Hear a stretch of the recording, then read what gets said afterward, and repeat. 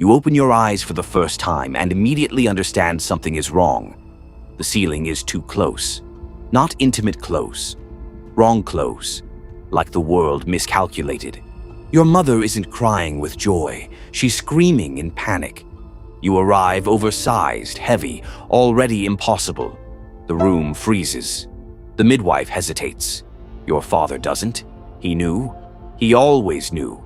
He was never meant to be here. He was a watcher, an angel assigned to observe humanity, not participate in it. Eternity bored him. Rules felt optional, so he came down, took human form, and fell in love with a woman who had no idea she was rewriting history just by surviving childbirth. Now there's you. You're born too large, too hungry, too fast. Cribs collapse, beds splinter. Your appetite drains your mother until livestock becomes necessary. Milk isn't enough. Food stops being nourishment and starts being fuel. By the time you can crawl, the barn is your nursery. By the time you walk, it's barely enough. You grow the way disasters grow. Quiet at first, then suddenly undeniable. Every morning you're larger than the night before. Neighbors stop visiting. Curiosity turns into fear. People don't like watching something outgrow their understanding in real time. At 6 months, you're eye level with grown men. At 1 year, door frames feel decorative. Nobody celebrates. They just adapt. Childhood ends before it begins. Toys break. Furniture fails. Games become accidents. You learn early that strength doesn't require intent to cause damage. You try to be careful. Careful still isn't enough. Other children stop playing with you, not because you're cruel, but because you're catastrophic without trying. A thrown ball doesn't land. It disappears through walls. A friendly shove becomes an injury. Apologies don't reverse consequences. Shoes are abandoned as an idea. Doors become suggestions. Buildings feel temporary. Then something else grows alongside your body. A pressure, a pull, a need. Calm irritates you. Challenge excites you. Conflict feels correct.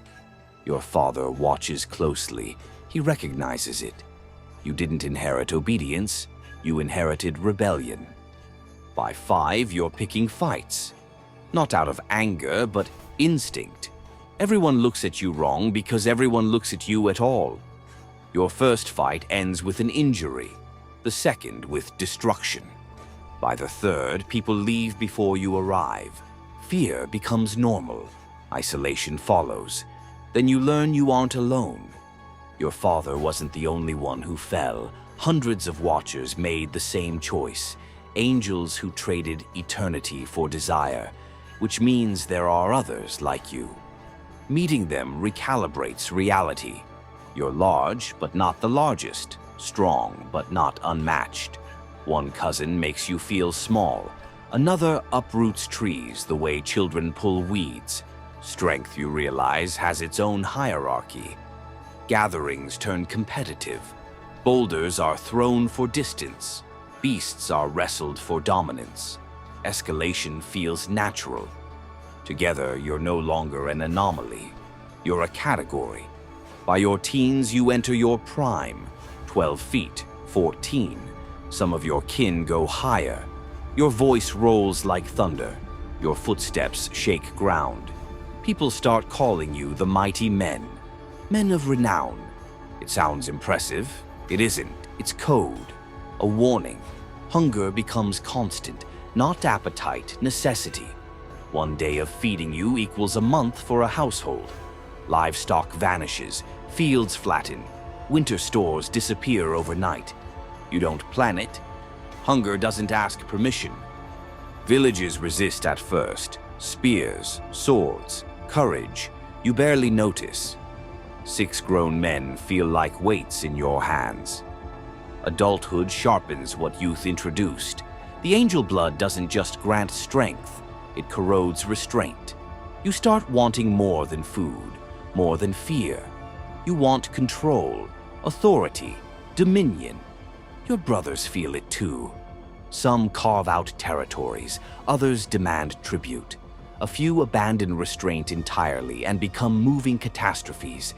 Violence spreads because you exist. Corruption follows. Wherever you go, the world bends or breaks. Your fathers return often. They teach forbidden things, weapons, strategies, arts never meant for human minds. Humanity listens. Humanity imitates. Humanity rots. The world begins to feel wrong. You feel perfectly fine. You don't fear consequences. You're untouchable. No army stops you. No blade harms you. You're part heaven, part earth, and fully unchecked. Your name spreads. Parents whisper it to frighten children. Warriors trade stories by firelight. Songs are written, none of them kind. Then something shifts. The sky feels heavy, quiet. Your father hasn't visited in weeks. Neither have the others. Your brothers start looking upward, like they're waiting for something they can't name. You ignore it. Unease doesn't command respect. Patience, however, has limits, even divine ones. The Creator watches the corruption, the violence, the contamination of the world. He doesn't argue. He doesn't warn. He resets. Water becomes the answer. At first, it's rain, nothing more. You've endured storms that erased forests, but this rain doesn't pause. It doesn't thin. Rivers swell. Lakes lose their edges. The land turns soft beneath your feet.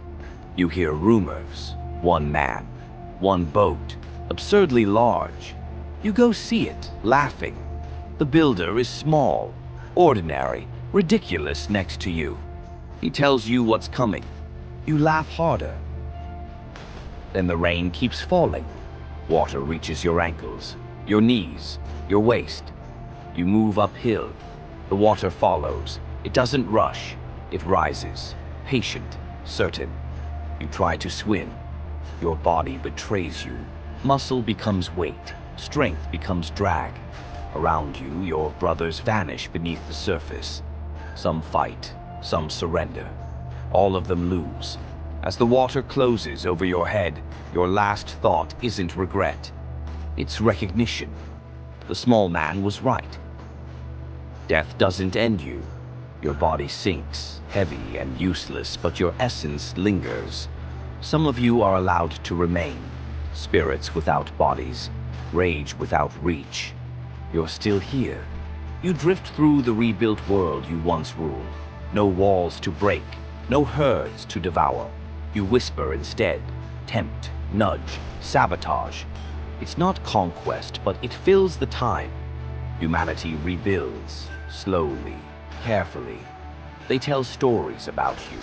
Some exaggerate, some distort. A few get it right. Millennia pass. You remain, waiting for a judgment that hasn't arrived yet.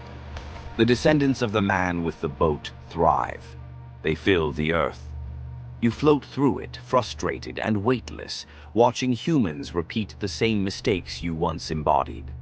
Occasionally, you ruin someone's day. A sharp impulse, a bad decision, a stubbed toe. Once, you could eat an entire ox in one sitting. Now you can't even hold a sandwich. And somehow that feels like the cruelest punishment of all.